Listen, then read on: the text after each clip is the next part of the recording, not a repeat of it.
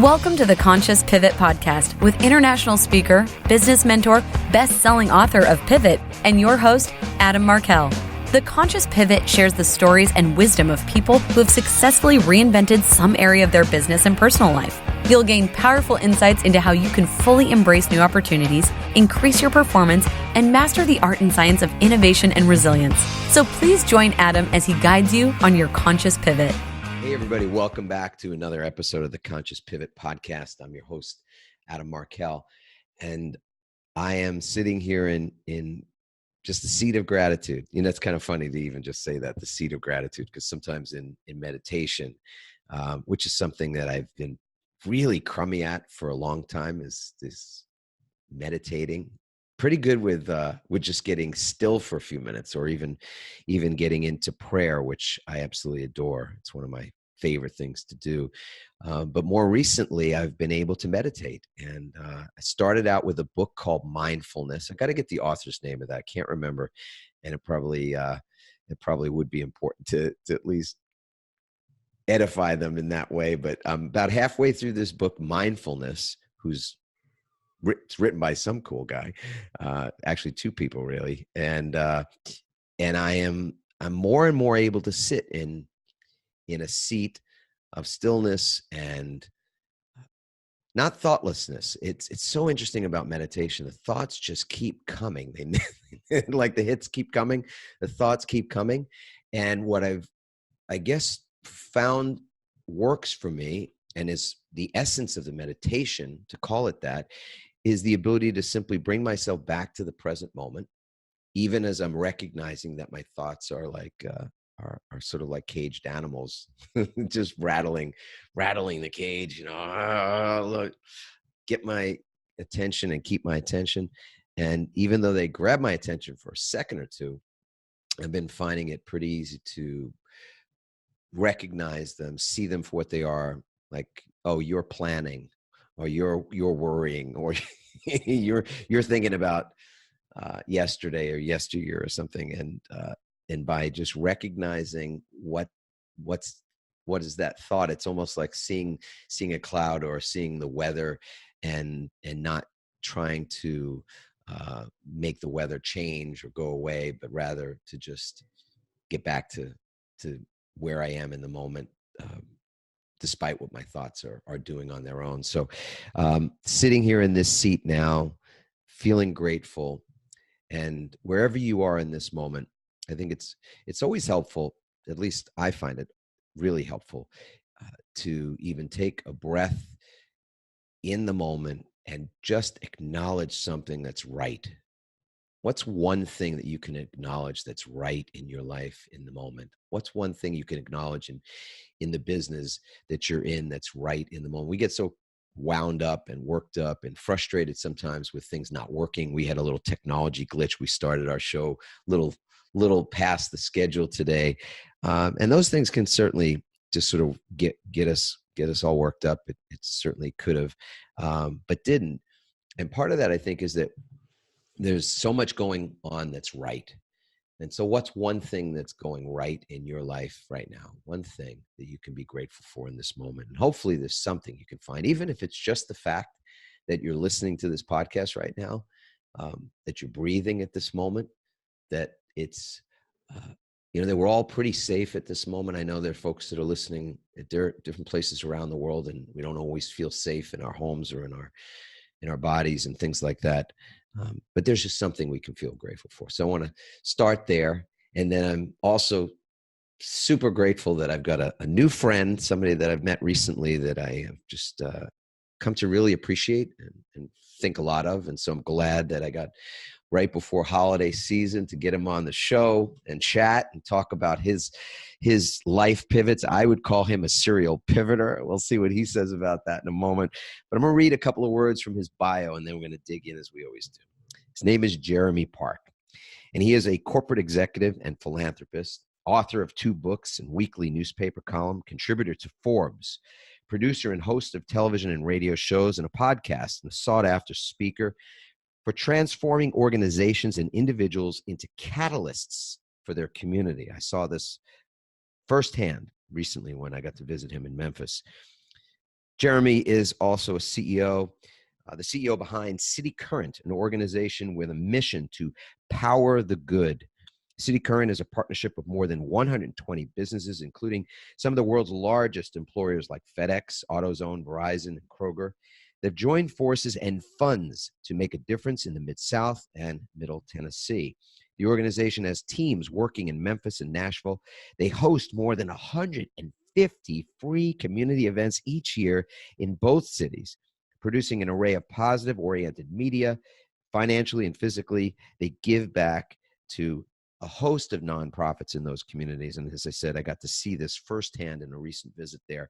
Welcome to the show, Jeremy. It's so great to have you here today. Thank you. I'm honored. And I love the fact that I was, saying off mic, but yeah, you're wearing the Memphis Rock shirts and you got the Stax Music Academy hat and Stax Museum of American Soul Music. So no, we were honored to have you speak here in Memphis, and obviously an honor to be on the podcast. So I guess you're right. Like, I'm a serial pivoter. Read the bio and all the things that we're involved in. But, the ethos has always been making a difference, helping others, powering the good. And so when you look at it, all the different things that I've done in my life and career have really been about helping other people and trying to make a difference. And that's obviously what we're trying to do each and every day with cityCURRENT here in Memphis, also in Nashville, and just honestly pushing out love and positive energy. And, the idea that you can add purpose to everything you do, and that it can be very easy, because I think sometimes we get caught in the trap that we try to think, oh, well, it's a separate piece. And yet when you start layering on purpose to everything you do, you realize that every day you have a chance to make a difference, and it can be easy and fun. Yeah, for sure. Well, look, you've done a lot. We're gonna track some of the history and the trajectory, there's a word for you, of your career, personal and professional. But with that bio, what's something that's not written in your bio that you'd love for people to know about you? There's a lot. I know that's a tough question for me. Well, I mean, starting off obviously with the idea, like you said, of just appreciation, of thankfulness, of mindfulness. Obviously, family is first and foremost. Very appreciative to have an amazing, loving wife who allows me to do all this and stands by my side doing it, which is a huge piece of this, because as you know, the hours, this is a 24/7 responsibility. So to have her by my side is huge. To have two boys, at this point, 16 and 11, who are healthy, who are great kids, students, but also too just great human beings with compassion and empathy and care for others. And I've got some amazing storylines on that, especially with the little one who's just, taken it upon his heart to try to tackle things like bullying. I mean, that to me as a parent is huge, because it shows that they have care for others. And then I look at my parents and my brother and his family, and I look at the people around me who serve as my mentors and friends. I just think I'm monumentally blessed with amazing relationships. And Yes. so I think that's the part in the bio that isn't necessarily there, is everything that I've done is a byproduct of people believing in me, pouring into me, helping me. And I think the relationships that come about as a result of that are just huge. And you can't really put that on paper necessarily. I mean, I've had really cool experiences from music and standing on stage in front of thousands, playing songs that I've written. I've played tennis and been the head tennis pro at Beverly Hills Country Club, and tennis has taken me around the world. And so I've got the kind of the physical side of the experiences, but I look at the relationships to me as the most important, especially with family and friends. I don't typically do this, but I feel called to ask you about your childhood. And were there any signs when you were a kid that you'd end up so driven by these causes? Because you are a purpose guy. I mean, to me, everything that you do oozes of somebody that cares deeply about other people, that wants to give back, that wants to build a meaningful life. Is that something you were just always kind of dialed into to that station when you were younger Absolutely. man? No, absolutely. And I talk about it when I speak as well, in the sense that My brother and I grew up in a household with a 24/7 open door policy. So 2 a.m., 2 p.m., it didn't matter. If a family was down on their luck, going through a divorce, job loss, just needed help, they would come to our house. And my mom and dad, my dad was in the insurance business, and mom was a school teacher, but 99.999% of the stuff that people had problems with wasn't related to insurance and wasn't related to school. And so Mm. we just saw at an early age, because we'd be playing, and I'm dating myself, but like G.I. And Joe, you're from Legos. Texas, right? That's where you Grew grew up up? in, yes, I was born in Milwaukee, Wisconsin, lived there for 8 years, really grew up in Dallas Fort Worth area in Texas, Mm. lived in Los Angeles for almost a decade. And then we've been here in Memphis for about 13 years. So that's kind of my, cross the country story. But growing up in Texas, we just got to see the power of helping people. And the more that my parents opened their hearts and opened the doors, the more just amazing things happened. And so we saw that it wasn't rocket science in terms of helping others, but the more you were genuine and authentic, it opened up so many more opportunities for life and for seeing the good and being a part of it. And heavily involved for us in Boy Scouts. That was a big part of it. My dad still serves on the national board and does all these. We were just talking the other day.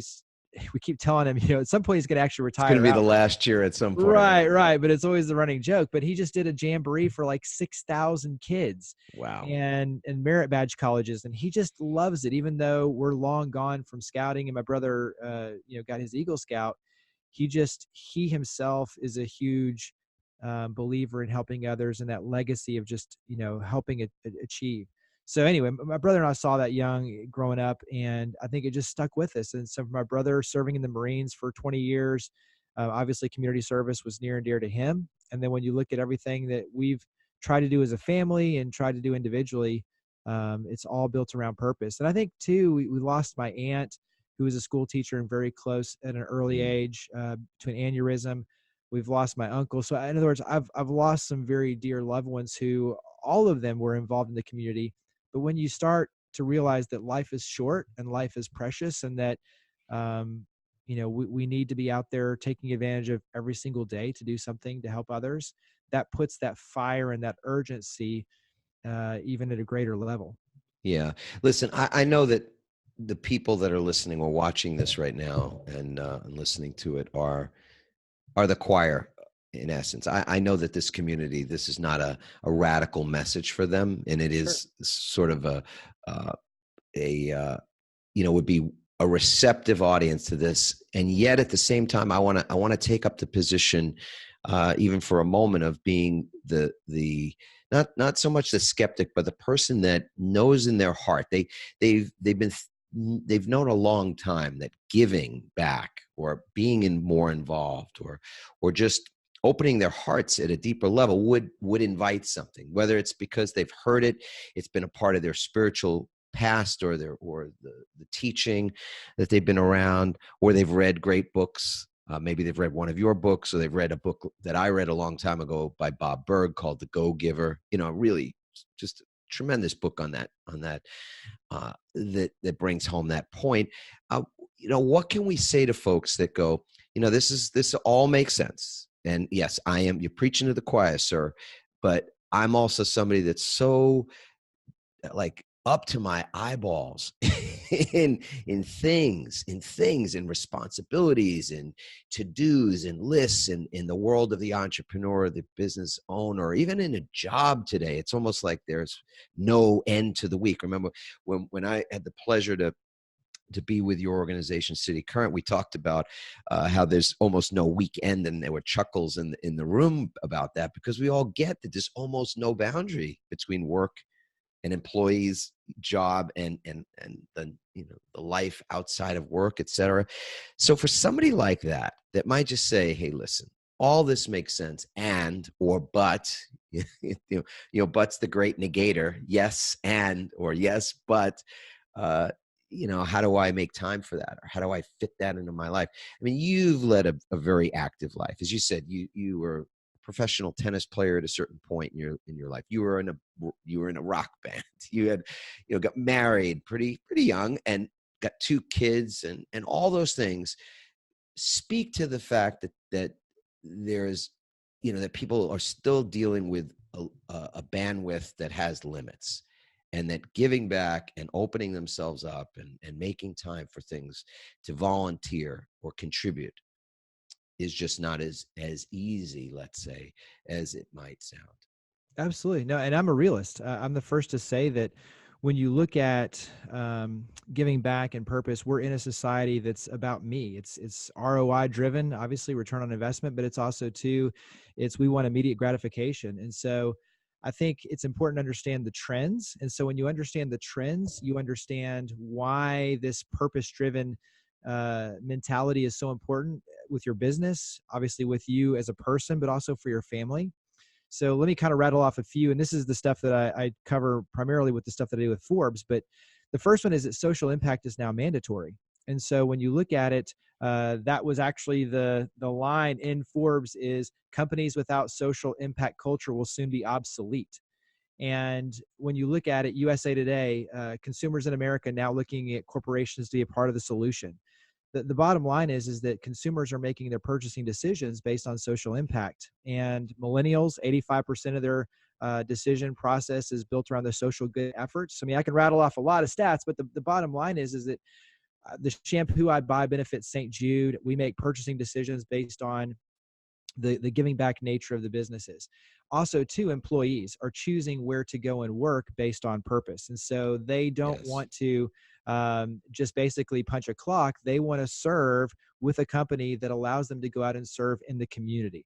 And I think so when you look at attracting, retaining, developing the right talent, when you look at the consumer and driving the purchasing decision, the social impact culture is a huge piece of it. And then you start getting into all of these things with turnkey volunteerism and how nonprofits really are struggling, not only financially, but to find the volunteers. And we hover around 25% in terms of the volunteerism across America.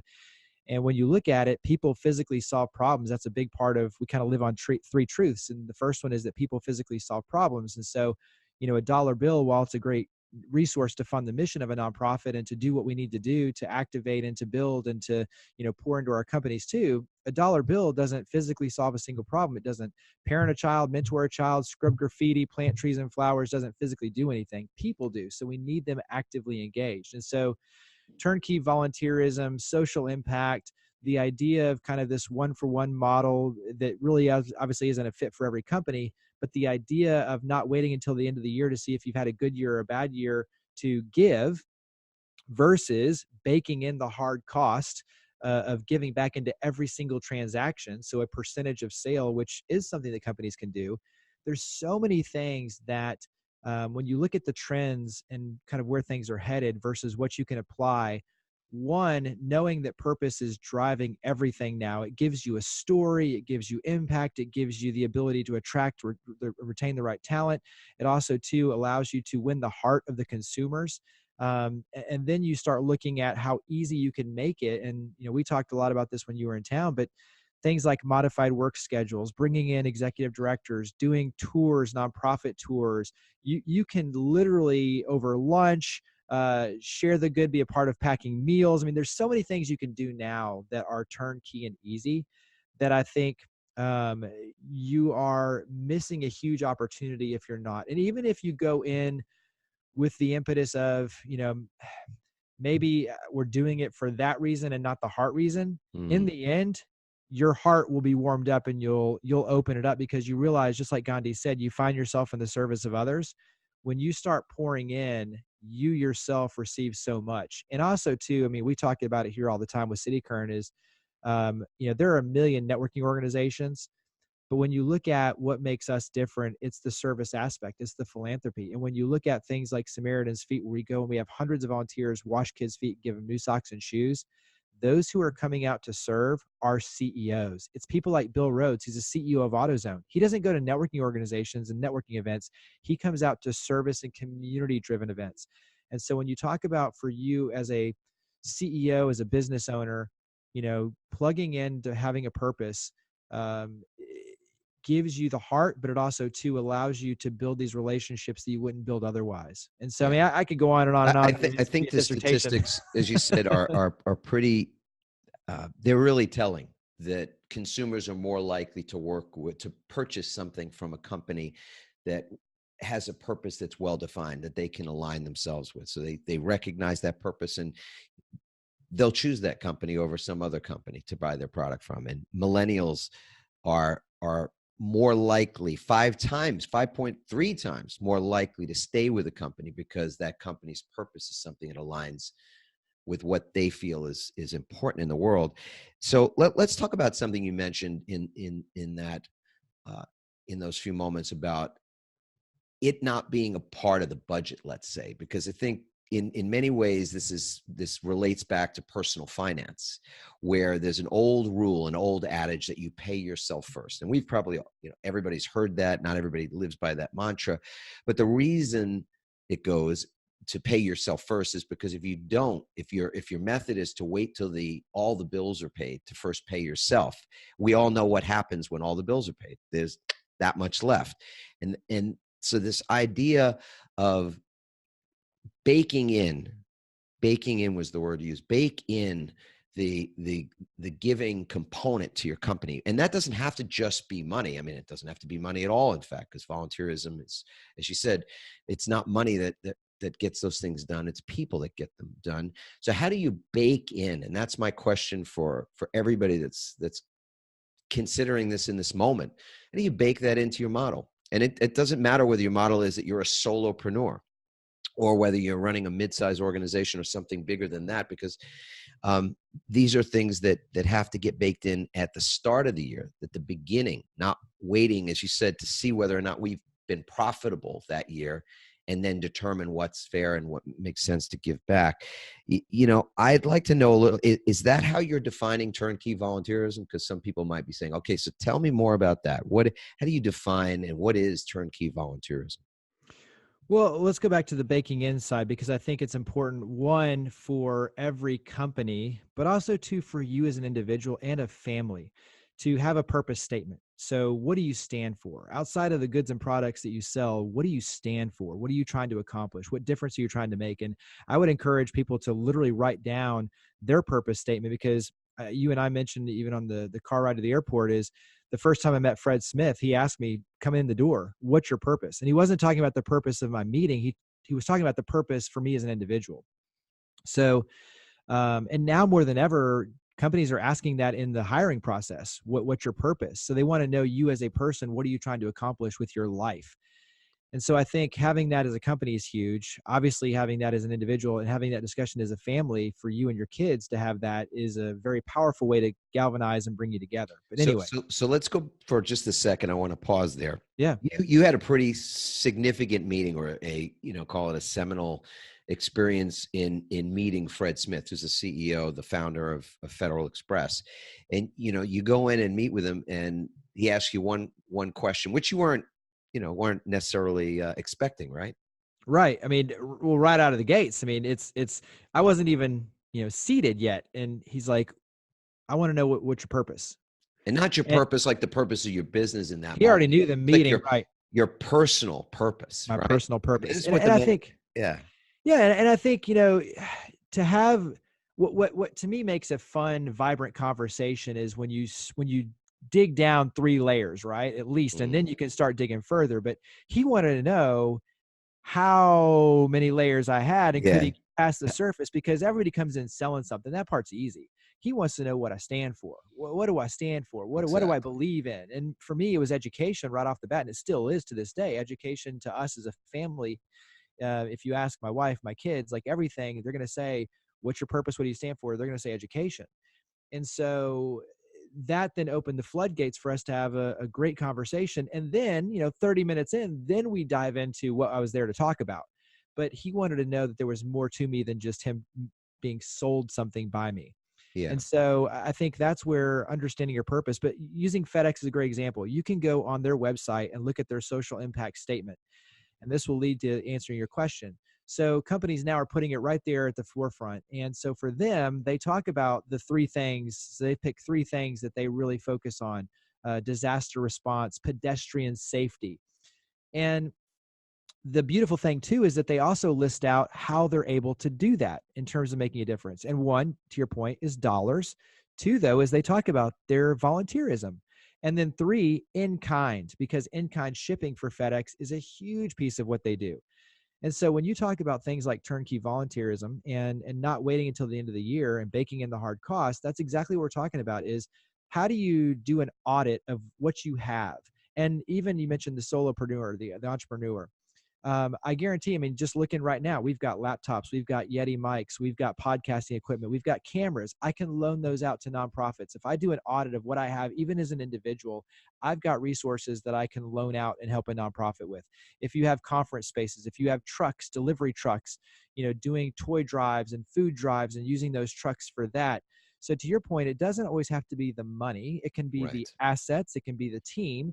And then you get into, for your team, how do you make it easy? And so that's where things like, one, empowering your team to take ownership. So in other words, it doesn't have to be you as the CEO. It can be, a lot of times the millennials love leading the charge. They love going out and setting up the nonprofit tours and the volunteer days and doing things like a modified work schedule where you allow them to leave the office around 3:30 and go mentor and tutor kids from 4 to 5, and then they leave like they would a normal work day.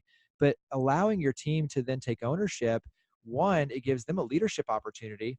And 2 is, it, to your point, it galvanizes the team and it gets the trust and the buy-in at such a high level. And there's been study after study. It bakes it in. I mean, Absolutely. I mean, right, it's not a concept that sounds good or sits on a plaque or is used, as you say, to sort of attract talent and, sort of in a manipulative or. Well, it has to be whatever, authentic. right. People see through it. And I think now with social media, especially, we want to, and we expect to see companies out serving, but also too, because of social media, everything is transparent. So you're not going to pull the wool over anybody's eyes. If you're not doing it for authentic reasons and your team isn't out there doing it, believing in it, people are going to see through it. They and smell I think it. that's the part where, but I think also too, whether you believe in it or not in the first step, eventually it's going to win you over because what you gain out of it is so much more powerful.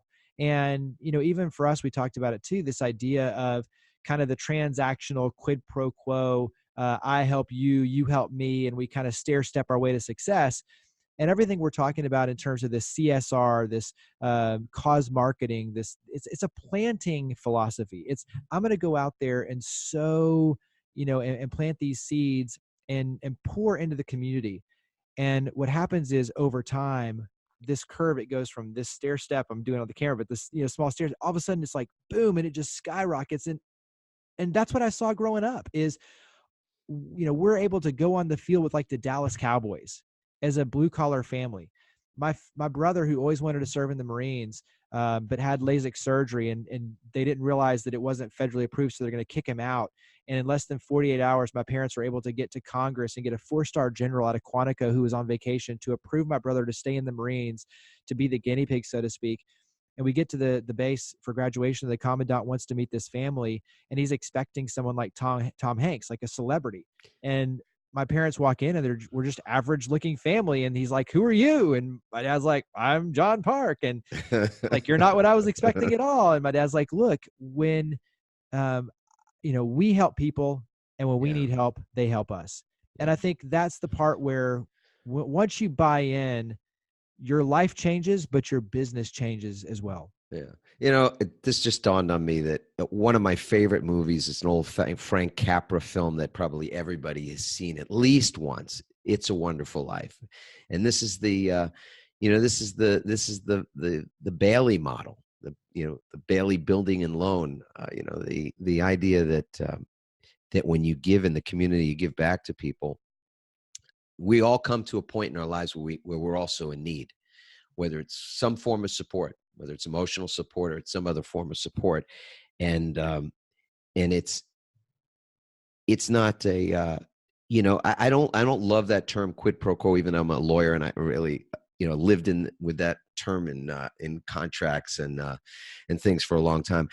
I feel like when you're giving for the right reasons. And again, everybody's got their own right reason, but it's something that you just feel good about doing, then there's natural, there's just a flow of things that would otherwise not be there, but for the fact that that's the spirit in which you showed up to begin with. And you want to bake that in. That's the point. I think there's a lot of people who just won't have any objection to this idea of creating something for benefit, that they'd love for their enterprise to somehow have a benefit in the world. And people have even gone to the trouble now of creating entities that are designed and through their bylaws and in, with a board of directors holding them accountable, that these companies are there for the benefit of others. They're still for-profit companies. It's not even, and even a nonprofit, I think we all get that a nonprofit has to make a profit, or Right. or it doesn't exist, right? Well, and I think we're all in the trust business. I mean, that's what it boils down to now is, are you trustworthy? Are you authentic? Are you sincere? And these are things that we label as a person, as an individual, but it's true. That's what we're looking at businesses and nonprofits. And we want to know that what we're putting our time and efforts into is making an impact. Yes. And I think that's the key, is that we all now more than ever realize that life is short, life is precious. We have way more opportunities than ever before in terms of where we go to work, where we go to church, what we do with our time, where we shop. And so we want to know that what we're doing with our time has impact and is making a difference. And that's the part where I feel like we're all now in the trust business. And the best way to build trust is to do the right thing out in the community. And it doesn't have to be a lot. It can be a little, but just a little is better than nothing. Yeah. And if you don't plan for it, again, I'm being redundant, but you and I talked about this too, that there's a real, there's a power in redundancy, in cascading a similar message. It's a Patrick Lencioni concept of just being able to be all right and saying the same thing again and again. So people just understand it's not the flavor of du jour, right? This is not just the thing you're doing in the day, in the moment to, I don't know, keep up with other people, or, read it somewhere. I think it's, it's good conceptually, but it's not something we're going to bake into the batter. Right? Anything that goes in the mixing bowl, anything that goes in the batter ends up in the cake. And so to me, what do you want to end up in the cake? If what you want to end up in the cake is that you are a company that is legitimately giving back, that you're contributing something back to the community, then you've got to put it then those are the ingredients that have to go in to begin with. So, to me, it's hard to look at the cake when it's baked and go, oh, I want to sprinkle on giving. I want to sprinkle on mission. I want to sprinkle on purpose. It's a difficult thing to do at that point. And I get it, from a practicality standpoint, that some people, would find that tough. So I think there is I just quickly show you something. We've done some work with this company. It's a successful companies like some of the ones you mentioned, WD-40. I use that a lot. Do you use it a lot? Wow. Me too, actually. I mean, it's a lubricant company. I was about to say, yeah, all of our doors, everything. So everything. We use WD-40 on everything. So check it out. So the CEO, Gary Ridge, and we had a meeting some months ago at his office, and he handed me this. And I just want to read this because this is a company that makes a spray lubricant, other products as well, but that's their big thing. What do you think their purpose is? This is their purpose. We exist to create positive, lasting memories in everything we do. We exist to create positive, lasting memories in everything we do. That's their purpose. That's the purpose. You'd say, well, what's the connection between that product or those products and that purpose? And you go, man, that's just the beginning of the story. So, to me, everybody is wherever you are, in this moment. This is not the format of the show to say, hey, do something like, take an action right now or give them a homework or whatever. But I think what you said earlier, that you can think about and write down, what do you stand for? What is the purpose, your personal purpose? Because maybe someday you're going to find yourself in a meeting with a guy like Fred Smith, or somebody maybe, is coming to meet with you, and you're the person that gets the opportunity to, have an impact on that individual the way Fred impacted you with such a powerful question. And so, if Fred said to you, hey, what is your personal purpose? Yeah, he's digging into the deep strata, into the depth of who you are for something meaningful to connect with. And the question is not only, can you ask that of another person, but what's the answer for you? I mean, Mhm. I was considering it when you said it. We're committed to transformation. That's what we do. That's what our business, all of our businesses, whether it's in the keynote speaking arena where we get out and go and speak to groups, or we're consulting with organizations, or we train public speakers, it's all about transformation. And as in contrast to how we typically think of business, which is all about transaction. So the way to look at where there's an opportunity for transformation in everything we do, I think is, well, I know it's what drives us, and it's endlessly opportunistic. There's always, in every moment, there's a moment that's there's an opportunity for transformation in every moment. So I want to circle back with you as well on the work you're specifically doing in Memphis, because as you said at the beginning, I'm wearing this Memphis Rock shirt, and there's an organization, that you took me to see, which was to experience Stax, their academy and the school and the museum, and then we went across the street. Share a little bit, if you could, about some of the organizations, and there are too many to count because there's more than, I think, 100 really successful businesses just in the Memphis community that are part of cityCURRENT. I would like to maybe have you feature one or two, talk about them and how it is that cityCURRENT is assisting and contributing to that organization and its mission. And then if there's time, I'd really love to just talk about Memphis as a city. I said this on stage, I meant it, and I'll say it again. I fell in love with this place. I thought, man, it is such a deeply soulful place. I mean, I named it properly, Soulsville. There's just tremendous heart and soul in that community. And there's also a palpable pain body that exists, that goes back 51 plus years to the day that MLK was assassinated. So if we can, I'd love to touch on some of those things, some of the organizations, and then trail back to talk about Memphis as a beautiful community itself.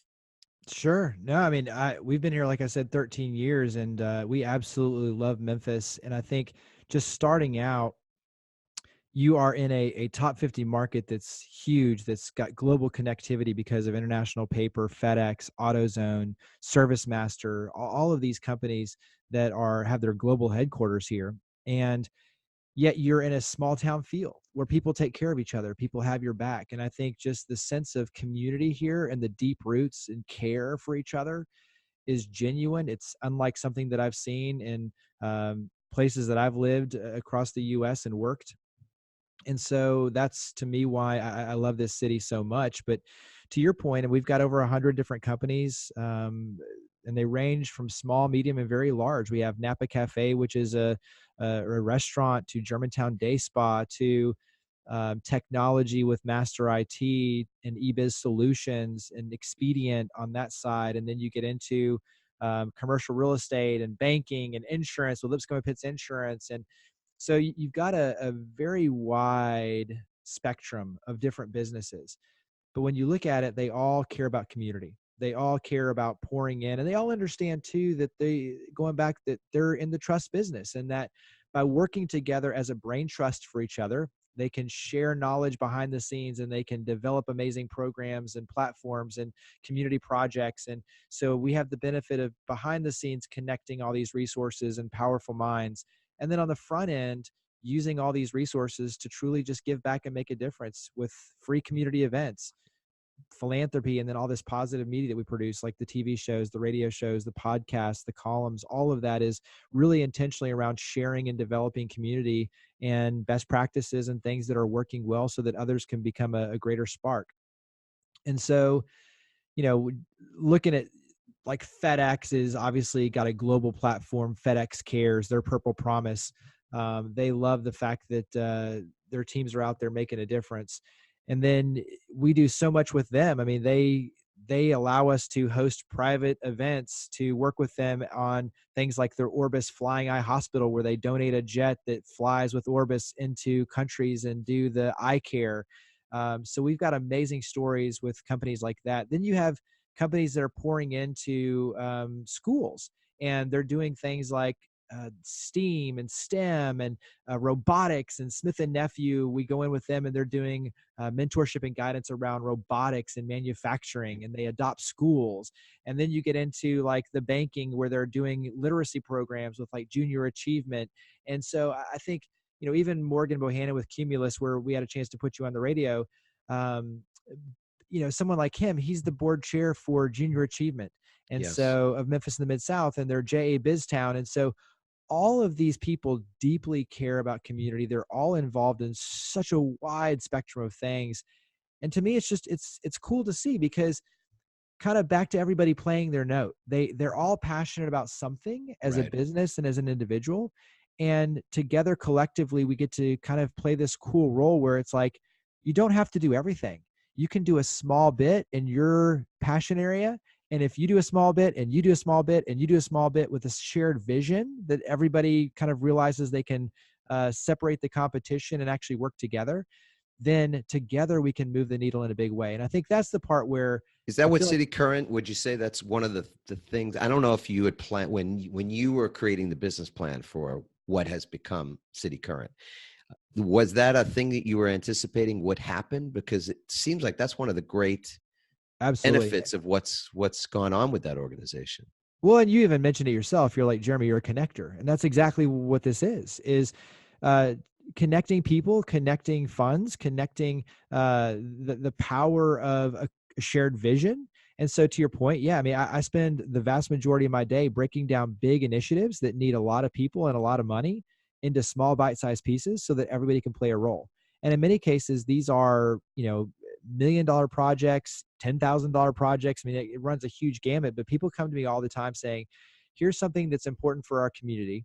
How we can only do this much. How can we collectively get there and get across the finish line?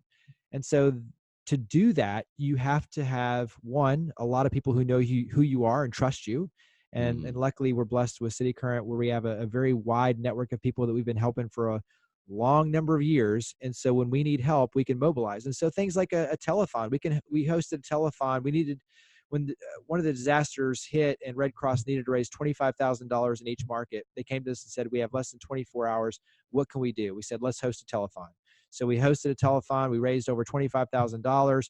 And in that amount of time, we had the volunteers. We set up the phone banks. We had billboards across the city. We had TV stations pushing it out. But all of these little things we've done throughout to build these relationships in good times, when disaster strikes or when the need is great, they step in because we've galvanized our relationship and we know, hey, we're all working toward this same vision. We can put aside any sort of competitive nature and we can all come together and do something special for the right reasons. And I feel like every city needs these third-party catalysts that just go out and do the right thing with no bureaucracy, but in the end, win the heart of a lot of different people so that you can actually do something special. I mean, 15,000 volunteers picking up litter. I mean, stuff like that, which is crazy when you look back at some of the things we've been able to do, mortgage-free homes to wounded veterans.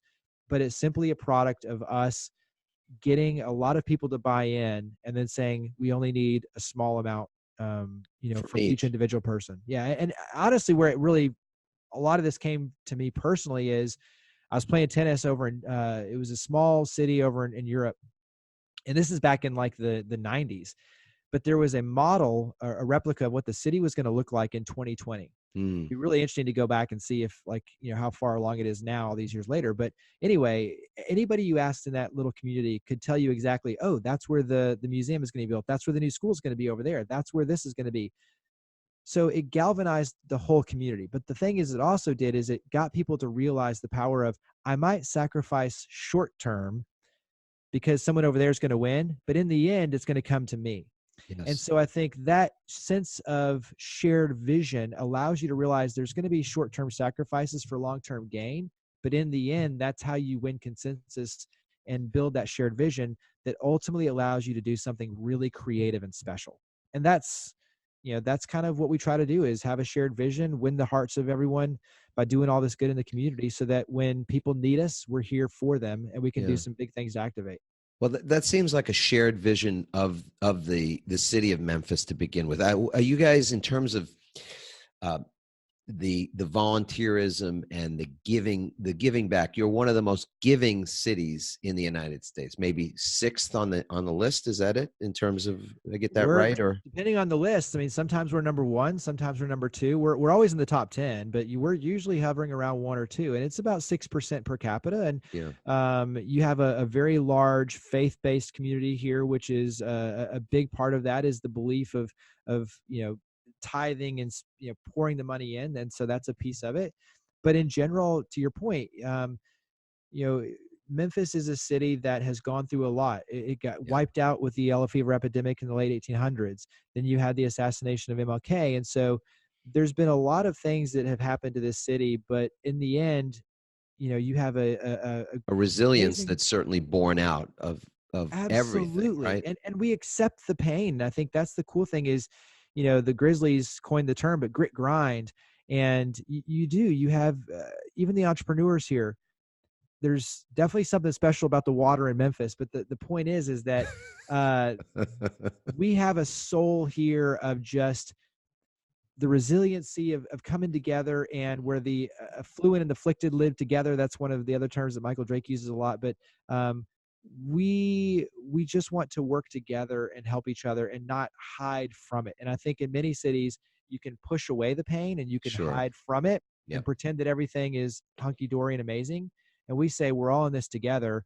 We've got scars, but you know what? We're actively trying to make it better. And I feel like that's an authentic, very cool spirit that it's like, we've got something special here. We're proud of it. At the same time, we still got work to do, and we're going to do it. And we're not hiding from it. We're ready to do this. Yeah. And so there's a can-do attitude that's really special about Memphis as well. And a stick-to-itness, a sort of again, resilience is the word that comes to mind, and resilience is something that you can build. All the research is clear on this. You build it before you need it. You develop it before you need it. And part of coming together as a community in good times, as you said, enables everybody to be there at other times when we all know that the winds of so many things change, the environment changes, and we need each other in those moments even more than than at some other times. But somebody like Tom Shadyac, talk about that project for just a moment, because I know there are, just because you want to or are committed to doing something good in the community doesn't mean it always works out right away. It doesn't mean that there's always this this immediate gratification, so to speak. It's a time thing. It requires that level of resilience and tenacity to keep going toward or following that. That's why your purpose is so important, because it will always remind you of the direction that you want to be headed, even when things true are north. tough. Absolutely. Yeah. Absolutely. Yeah, I mean, and I think that's the part I love about Memphis the most is it's a very purpose-driven community. And I mean, I genuinely feel if you want to make a difference, there's no greater place in the world to live than Memphis, because you have the global resources, but you have the small town connectivity where you can see tangibly the difference that you're able to make. And it becomes so encouraging and inspiring. And you find yourself even more pouring in. But anyway, Tom Shadyac, amazing man. He's the producer, director, Bruce Almighty, Liar, Ace Ventura, so many Hollywood, mega movies, and had a bicycling accident. He was a mountain biker, still is. I mean, avid mountain climber and bicyclist in the whole nine yards. But anyway, had an accident, had a concussion, and thought that was going to be the end. I mean, he was kind of living in a closet for a while, and as his last hurrah, decided to do this documentary, I Am, which is an amazing documentary. Highly, everybody needs to go see it, but you can find it anywhere now. But he asks the question, what's wrong with the world, and what can we do about it? And it's a really amazing documentary that he himself goes on this journey, and in the process becomes healed and realizes what's important. And he had been chasing the fame and the fortune and keeping up with the Joneses, and had the huge mansion in Malibu and everything else, and decided to basically sell all that off and become a philanthropist, and started teaching classes, life and storytelling at Pepperdine, and then started doing that here in Memphis. We had a chance to meet him and work with him. And his family, his father helped Danny Thomas start St. Jude. His brother, Tom's brother, Rick Shadiak, is the CEO of Alsac St. Jude Children's Research Hospital. So through and through, their family is focused on making a difference as well. And Yes. he himself, mental health is a big part of what he wanted to tackle. And just like St. Jude is trying to cure childhood cancer, he wanted to do something special to focus on the cancer of the mind, mental illness and mental Right. health. So he's spent at this point about $13 million of his own money creating Memphis Rocks and One Family Memphis. And it's a place where it's a state-of-the-art climbing gym. You have to see it to believe it. You saw it. It is incredible.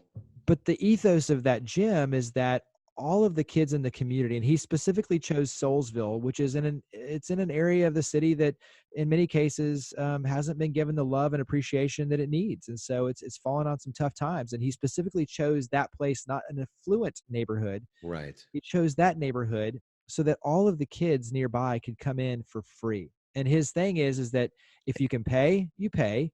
And if you can't, you volunteer. And so all these kids volunteer out in the community and they get gym access to then climb. And it's becoming an amazing place of healing, of hope, of inspiration.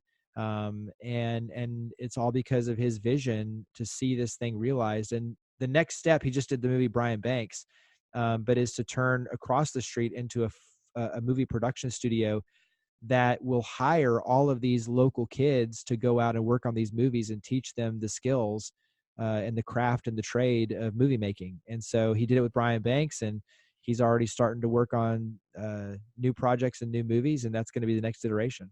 Yeah. Wow. You know what? We could, you and I, we said this last time, we can go on and on because there's just endlessly things to talk about. In fact, I didn't even get to wanted to, but didn't get to speaking about your career in tennis and the inner game. I went and dug this book up, The Inner Game of Tennis by Timothy Callaway. So you folks, you'll just have to go out and check out this book. It's spectacular. It was written, I think, in 72 or 73. It sold millions and millions of copies. And it really is about the mindset of not just tennis, but of life, and how it is that we all have this capacity. In fact, this is where I'll do my best to connect a few dots here. We have the capacity to learn. We're natural learners. It doesn't matter what age we are. In fact, the magic of that book is a book about teaching tennis, about the pedagogy of how you are training someone to play tennis well, is that you keep the instruction kind of limited. You don't really speak a lot or show them, make a lot of changes to what they're doing. You just allow them to watch, to witness. And what they learn by witnessing someone else in holding a tennis racket and swinging the tennis racket, there's so much that we learn naturally just by watching and then trying ourselves to do it. So I'd say this will be my attempt at connecting those dots. You want to look out in the community, whatever community. I mean, in Memphis, it's great because this, as you said, because there's such a commitment culturally to giving and to leading with the heart, I'd say, that you can look in lots of places for good examples, whether it's people like the founders of Independent Bank or any of these organizations that I was so fortunate to come in contact with. You can just look to those organizations for a model of what that looks like, and then learn from that simply by watching. But wherever you are, in whatever community you're in, look and see, who is it that you truly respect? What organization, including business organizations, do you think are really modeling something that is worthy, or that you believe is just you're doing the right thing? I don't know, that has baked it in, right? To go back to that, has baked doing the right thing into the model, and then follow on some level what you see. Because you don't have to reinvent it. You don't have to reinvent the wheel in this instance. You can just look at some of the great examples. And, I know recently Microsoft, for example, they experimented with a 4-day work week and found that, their production, their productivity went up by 40%, and they dropped their cost. And meanwhile, people have a 3-day weekend and have time. They've baked it into their model to give people time to recover, to do things they want to do. So somebody that says, hey, I'd love to go volunteer, but man, with working 5 days a week and having the kids and everything else on the weekend, I just don't have the time. Well, now there's no quote excuse for it anymore, of course, but more, I think, to the point, the company's actually stepped up almost like a pseudo or a surrogate parent would, to provide that opportunity to then give back or to do something that your heart calls you to do. So I think those are great examples. And I would ask you the last question here, Jeremy, is rituals are really powerful. We talk about that in terms of how do you build resilience and how do you build change or transformation into your life. It's by creating new rituals, it's conscious habits. What's one ritual that you've consistently, or maybe something new that you've adopted that you feel really just supports you with everything you've got going on? What's one of those rituals? So before I answer that, I want to go back and mention, because you talk about, just kind of steps that people can take. And one obviously is writing down their purpose, because I think this is really helpful for people, is write down your purpose. Two is look at, and that can be working with seniors, with kids, with sports, with arts. So knowing kind of where you stand. Two is looking at where you have availability. And I think, the average person looks at their cell phone 120 plus times a day. You've got time, even if it's 30 minutes, where you can carve out, and being intentional. And this will get to my ritual, but being intentional about where you can carve out time and make that your impact time. Make that your time that you can either serve or go look at something positive in the community, that you can share something positive in the community. But that's time that you block out on your calendar to be intentional about the difference that you want to make within that purpose statement. And then you start looking at the nonprofits that serve in that space and volunteering. And that's where the magic really comes about, is, starting to raise your hand to be a part of the solution. And when you raise your hand, amazing things happen, because you see the beauty, you meet amazing people, and you get to see the impact that you can make. And I'll give you one little thing real fast too, while I'm thinking about, is how easy this is. If you're watching football or you're watching basketball or any of the things, you're going to invite your friends and family over anyway. Make it a give back event by saying, hey, we're going to have food and drinks, and whatever you would spend on lunch or dinner, we're going to put that in to this pot, and we're going to give it to this nonprofit. I had a friend that did that over the course of the NFL season. He raised $15,000 by just having friends and family over watching football games. Yeah. And he was blown away at how easy it was, how fun it was, and also too how he inspired other people that were coming over to his house to be philanthropists themselves, because they started hosting their own beneficial watch parties. Yes. And we do it on our end. We have Christmas parties that benefit American Cancer Society. We have parties at our house that benefit United Way. I mean, we do everything that when you come over to our house or when you do things, we have a higher purpose. And so my point is, look at the things you're already doing and add that purpose to them, and you'll realize you don't have to separate them out. So then getting to your point on rituals. Jeremy, thank you so much for giving us such a practical example of what it looks like to be able to bake that in to your personal life, really. Yeah. And I mean, I think that's where, for me, this is the kind of stuff that I love, but this is, we're talking while you're here, is the questions that you get asked a lot. And I get asked a lot by people that just say, I want to serve, I want to make a difference, I just don't know where to start. And so this is where you start. And so kind of giving them this roadmap, unpacking it, but making it practical for them. Because I feel like there's so many things that are, and, I put it out on social media, like you get the inspirational kind of words of wisdom, but how do you really actually make it practical? How do you, take that next step? And that's where, to me, the real fun of it is, okay, yeah, I can give you 30 concrete examples, pick and choose which one you want to do, and then take it on your own way. But I feel like that's where we as a society miss the mark, is if we don't really give you the actual tools and we don't help you, and we just if we just inspire you, but we don't actually hand the playbook to you, we miss our chance to really create the impact and the meaning and the purpose, and to win your heart. So that's why, to me, it's so important. But anyway, rituals. Yeah, I've got a lot of them in terms of even waking up and what I do and how I look at my day. But one of them is actually carving out 30 minutes every single day where I do nothing but focus on either sharing positive messages. Actually, one in particular, I do it every week, but I carve out intentional time to mentor.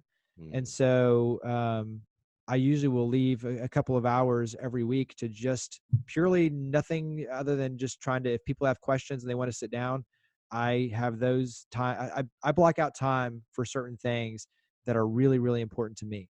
Um, I do, this isn't kind of ritual, but it ties into it, is I don't go to bed until I do 3 things every single day that's a positive step forward. And this is something I created in college to be able to do all the things that I wanted to do. But to this day, answering emails doesn't count unless it's something that's a big positive step forward. But those are all just like the blocking and tackling, right? I'm talking about something Yep. that really does, like, you write a column, or you meet someone new that can put you in a whole new trajectory. You extend that invitation to meet someone new, whatever it is. Putting yourself out there to finish a project, to do something special, but ultimately that's going to take a step forward, not a lateral move, but a step forward. And for me, it's what can I do personally, professionally, for our city. And so that's a big piece of it now, is doing 3 things that help our city. But I don't go to bed. And that's where, I mean, it could be 2 a.m., but I'm not going to bed until I've literally checked off. I've got a checklist. Those 3 things that I feel like, all right, that's 1, that's 2, that's 3. I can go to bed now. And so I feel like the safe place on my end of carving out the time to be intentional with the philanthropy and the giving back, I block out, I'm like you, where I block out time to, whether it's exercise, meditation. Sadly, I don't really do a lot of the meditation on my end. I need to, but more my meditation really is like swimming, or where I can calm the mind.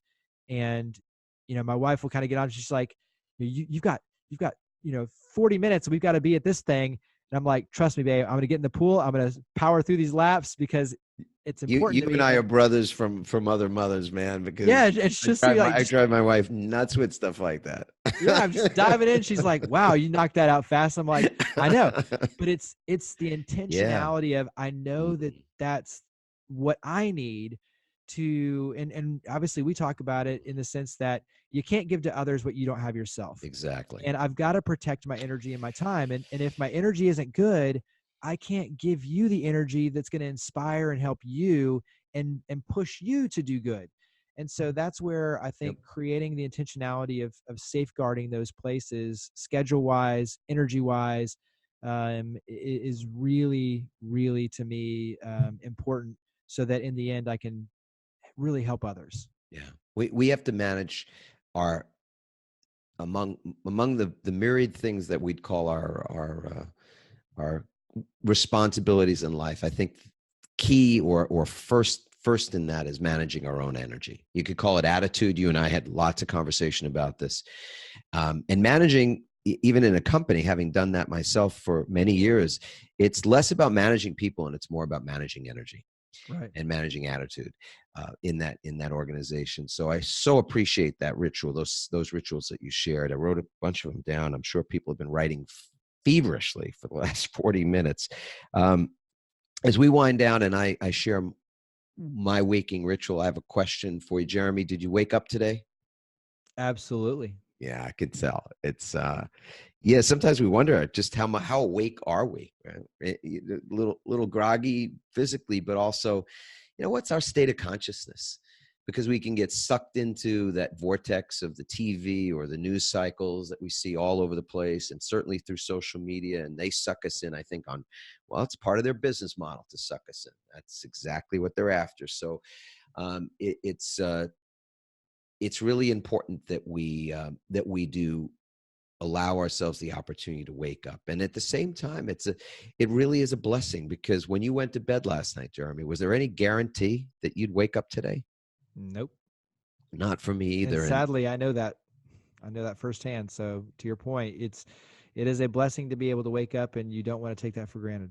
No. So 3 simple steps to me in the waking ritual. The first is the fun one, and the funny one, I guess, is to just literally wake up. And waking up physically, but also, am I awake? Am I awake emotionally? Am I willing to feel today, for example, and be fully expressed? Is that part of what I can accomplish today, and be a positive, to use your word, to create that positive step forward? Am I awake on a mental level? Is my mind ready for the interactions and the things that are possible in my experience today. And in that moment that we're waking up and we have this recognition that that's special because it wasn't guaranteed. And also the recognition that there are people in that moment that you're waking up, that I'm waking up, that didn't wake up. And that makes the moment also sacred. There's a holiness to it. And I believe that we are really all spiritual beings on some, at the core, and this much less about any sort of a dogma or a set of rules about what that looks like, but that we are all connected. And so 3 parts to this waking ritual: wake up, feel that connection and the gratitude for the connection that we have to everything around us, to the earth, to the trees and flowers and the birds, and to other human beings, to all this divineness that's just everywhere around us. That's part 2. And part 3, if you care to say it, these words have really, they've changed my experience of living in ways that I can't begin to say. So I had to write a book about it. And that's what's coming soon, is a book all about this concept of these 4 words. And those 4 words are, I love my life. I love my life. Jeremy, do you love your life? Absolutely. Yeah. Absolutely. And we talked about it before, but to wake up knowing that I've got a healthy family who all are trying to make a difference in their own way, who've taken that truth to heart, that it's not about me, it's about we. And to know that what we've created as an organization with cityCURRENT, but just even for me personally, to where I actually do get to go out and help others every single day. No question, it's tough and it's frustrating, and you have problems, and there's, all these things that life hits you with. But in the end, to know that it's got purpose and there's a higher purpose. And I'm like you, to know that I just look at what I do. It's not about me. God has a plan, and I'm just out here to do my part and to help others get where they need to go. That to me allows me to love my life, because in the end, the journey that we're on together, that we get to have these shared experiences, that's the part that's so enriching. And you hear all these things about you get trapped with the goods, but yet the experiences, the relationships, that's the part where you look back and you realize, I love my life because I love the people in my life. Yeah. Beautiful. Beautiful, brother. Yeah. So there it is. The opportunity to love your life no matter what. Everybody, this has been another episode of the Conscious Pivot Podcast. What a blessing. I'll say ciao for now. And of course, feel free to hit us up on Facebook at the Start My Pivot group. You can leave a comment at adammarkel.com/podcast, because we love to respond to those things and get your feedback, of course. But have a beautiful rest of the day or evening.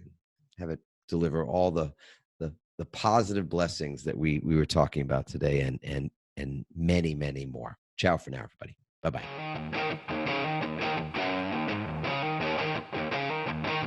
Thanks for listening, everyone. We hope you now have the tools and greater insights to navigate your own pivot. Help us inspire others by sharing this episode and leaving your comments over at adammarkel.com/podcasts.